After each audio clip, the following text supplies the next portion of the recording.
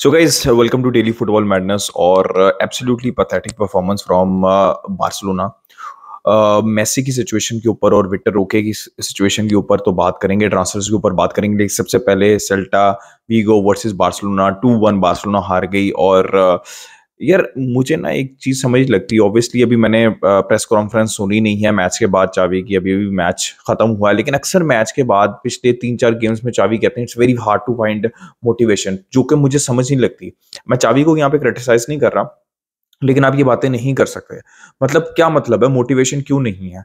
ठीक है, जो जिन्होंने कंट्रीब्यूट किया थ्रू आउट द सीजन, जो first team players, important players हैं, उनकी तो मुझे चलो समझ लगती है, मोटिवेशन तो उनके पास भी होनी चाहिए। लेकिन Sergio Roberto, Alonso, Eric Garcia, Kessie, Ferran, अंसु फाटी, ठीक है, ये जितने भी प्लेयर्स हैं जो कि सेकंड टीम प्लेयर्स हैं, जो कि बेंच से आते हैं, जिनके पास ये अपॉर्चुनिटी है, उनके पास क्यों नहीं है मोटिवेशन? उन प्रॉब्लम चावी को समझ नहीं लग रही। ये जितने भी प्लेयर्स हैं, शायद मैंने किसी का नाम मिस कर दिया, कोई इनका मसला मोटिवेशन का नहीं है, इनका मसला स्किल का है। They are not good enough at this level, नहीं है ये, they are not good enough. तो बात मोटिवेशन की नहीं है। Absolutely pathetic performance. सबसे पहले तो चावी, मैं मुझे एक चीज की सिर्फ खुशी है कि चावी और बारसा फैंस ने ये जो फैटिश है Eric Garcia in the defensive midfield position, ये इसी सीजन पूरा कर लिया है। और आई होप के दूर दूर तक एरिक गार्सिया नहीं दिखेंगे, क्योंकि चावी के कुछ मसले हैं टू बी वेरी ऑनेस्ट, जिसमें वो पहले सिंगल पिवट खिलाना चाहते थे। शुरू के तो तकरीबन शुरू के 15-20 मैच उन्होंने बुस्केट्स को सिंगल पिवट खिलाया, और उनको बहुत देर बाद रियलाइजेशन हुई कि डबल पिवट में, सिंगल पिवट में नहीं खेल सकते, फ्रैंकी को साथ खिलाना पड़ेगा। शुरू में फ्रैंकी नहीं खेलते होते थे। फिर वो एक फैटिश थी अलोंसो की ओवर बाल्डे, वो भी आहिस्ता आहिस्ता टाइम लगा उसको। फिर उसके बाद Dembélé over Raphinha all the time, उसमें भी थोड़ा थोड़ा टाइम लगा। तो मुझे ऐसा लगता है कि ये अच्छा हो रहा है कि एरिक गार्सिया को खिला के देख लिया। मुझे तो वो स्टेटमेंट समझ नहीं लगती। ऑब्वियसली लोग, फैंस भी पीछे लग जाते हैं जो सोशल मीडिया के ऊपर देखते हैं, जो प्लेयर्स की स्टेटमेंट्स थी कि भाई ऐसा लगता है कि एरिक गार्सिया तो पना ही इसी पोजीशन के लिए, which was absolutely ridiculous from the players itself. भाई एरिक गार्सिया, मैं इतनी दफा, मैं बार बार पहले मैच से ये बात कह रहा हूं कि जब एक player as a centre back अपनी पोजीशन सेमेंट नहीं कर पाया है, इस मतलब मुझे याद भी नहीं पड़ता being a centre back, ball playing centre back चले, कि उसकी आखिरी अच्छी परफॉर्मेंस कब निकली। And you plan to play him in the most important position in football, that is defensive midfielder। आप भाई, प्रॉब्लम उनका है कि वो पोजीशनिंग में नहीं। आप Frenkie de Jong, I was feeling sorry for Frankie de Jong, he was actually having a good game but he was struggling because Eric Garcia। Busquets की खास बात क्या है, बॉल प्लेइंग एबिलिटी के साथ साथ आपको, जब आप बॉल पे नहीं है तो एक डिफेंसिव मिडफील्डर या किसी भी पोजीशन पे आप मिडफील्ड के अंदर खेल रहे हैं, या फिर अगर आप एक डिसेंट फुटबॉलर भी हैं, तो आपको अवेलेबल होना है to receive the ball, and he was never available for Frankie de Jong या for any other player to receive the ball। ठीक है, तो absolutely यार, मुझे I hope कि ये जो फजूल सा एक्सपेरिमेंट है ये अब खत्म हो जाए, आप किसी को भी खिला लें। और एक और चीज दो जो बहुत अच्छी इंडिकेशन मिली हमें आज के मैच के अंदर, बिकॉज हमको अब नेक्स्ट सीजन के लिए प्रिपेयर करना है। सबसे पहली बात यह है कि आप single pivot defensive midfielder, single pivot या डिफेंसिव मिडफील्डर, बुस्केट्स की रिप्लेसमेंट आपकी नंबर 1 प्रायोरिटी है। तो आपको ये इंडिकेशन मिल चुकी हुई है कि 3 पोजीशंस के ऊपर, जैसे मैं भी कह रहा था कि बुस्केट्स की रिप्लेसमेंट चाहिए, आपको एक राइट बैक चाहिए, सर्जियो रोबर्टो के ऊपर रिलाई नहीं कर सकते। और अगर गावी और पेड्री नहीं खेल रहे, यू मतलब आपके पास कुछ भी नहीं है, and absolutely Ilkay Gundogan should be the priority. और या फिर कोई भी अटैकिंग मिडफील्डर जो कि अगर गावी और पेड्री नहीं खेल रहे तो कुछ तो प्रोवाइड करे। फ्रैंक कैसी वो वाले प्लेयर नहीं है जो कि आपको कुछ प्रोवाइड कर सके। सर्जियो रोबर्टो या राइट बैक खेलें या मिडफील्ड के अंदर खेलें, वो वाले प्लेयर नहीं है जो आपको वो प्रोवाइड कर सके जो पेड्री और गावी प्रोवाइड कर सकते हैं। और पूरा सीजन आप पेड्री और गावी के ऊपर नहीं गुजार सकते। तो ये सबसे अच्छी जो पॉजिटिव चीज है, शायद आई होप चावी और मैनेजमेंट को ये चीजें समझ लगी होंगी कि you need Ilkay Gundogan, you need a Busquets replacement, और आपको एक राइट बैक की भी जरूरत है। अगर आपने सर्जियो रोबर्टो को ही खिलाई जाना राइट बैक, तो ये चीज वर्क नहीं करेगी। तो Ferran Torres again a bad performance, Ansu Fati ने गोल मारा, असिस्ट दिया।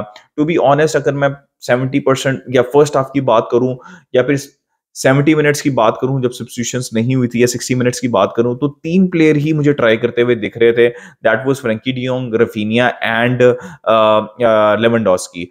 कैसी हैड अ पुअर गेम, इतना पुअर गेम, इतनी बॉल गिवे कर रहे थे कैसी।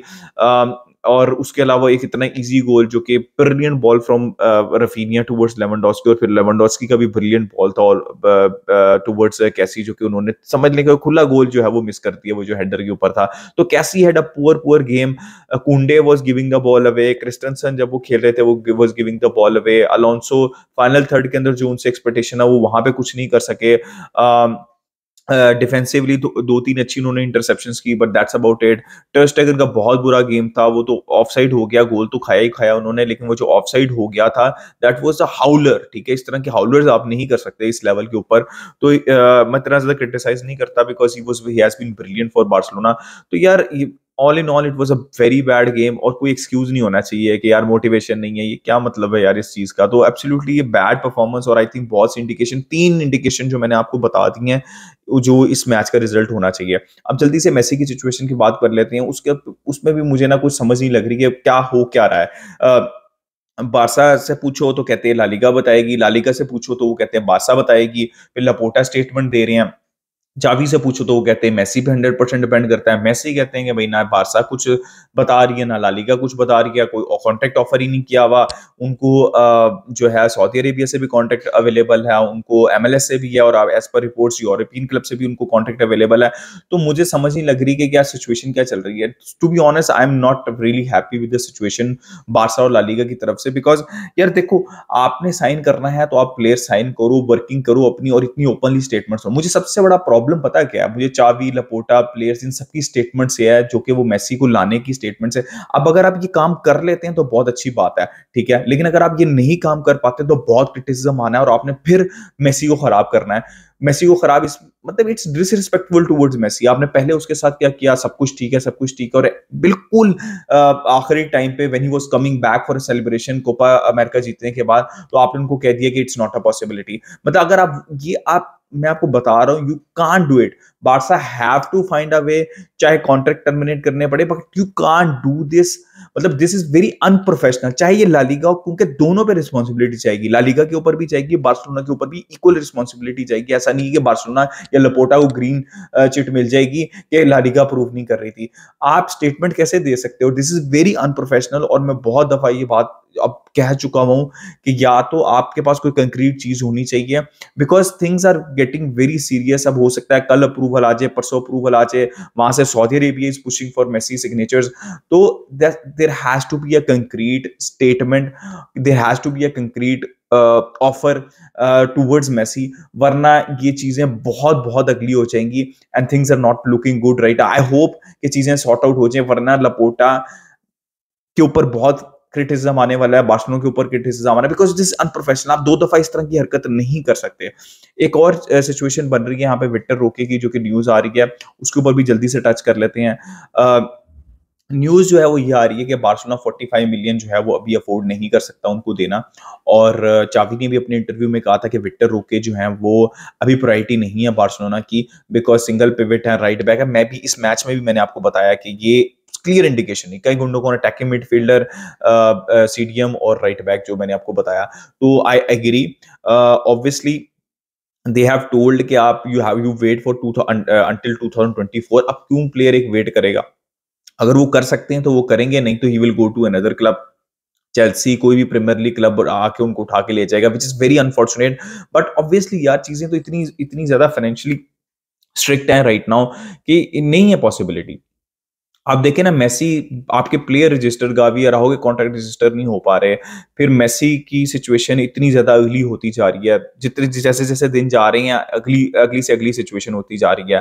तो विक्टर रोक के तो अभी बहुत आगे की बात है। तो मुझे ऐसा लगता है कि अभी बारसा को उसके ऊपर वेट करना चाहिए, और बारसा उसके ऊपर वेट करेगी भी। 2024 तक हो या सीजन के एंड तक हो, सिचुएशन क्या बनती है, कौन सी प्लेयर्स बारसा सेल करती है, इन सारी सिचुएशंस के ऊपर बहुत सी चीजें डिपेंड करती हैं। बट टू बी ऑनेस्ट, जिस लेवल के ऊपर बारसा मेसी की सिचुएशन को लेके लेके चली गई हुई है, they should not turn back. अब ये नहीं आप कह सकते कि मेसी ने हमारा वेट नहीं किया। अब आपको अप्रूवल लेना है, या तो आपको क्लियरली क्लियरली एविडेंस के साथ कहना है कि यार ये ला लीगा ने अप्रूवल नहीं दिया फिजिबिलिटी प्लान का, नहीं तो मसला है यहाँ पे बार्सिलोना की मैनेजमेंट के ऊपर बहुत क्रिटिसिज्म आएगा और लपोर्टा के ऊपर भी बहुत क्रिटिसिज्म आएगा। Guys, do let me know your opinion in the comment section, like, subscribe, share, keep enjoying football, until next time, it's a good bye from me.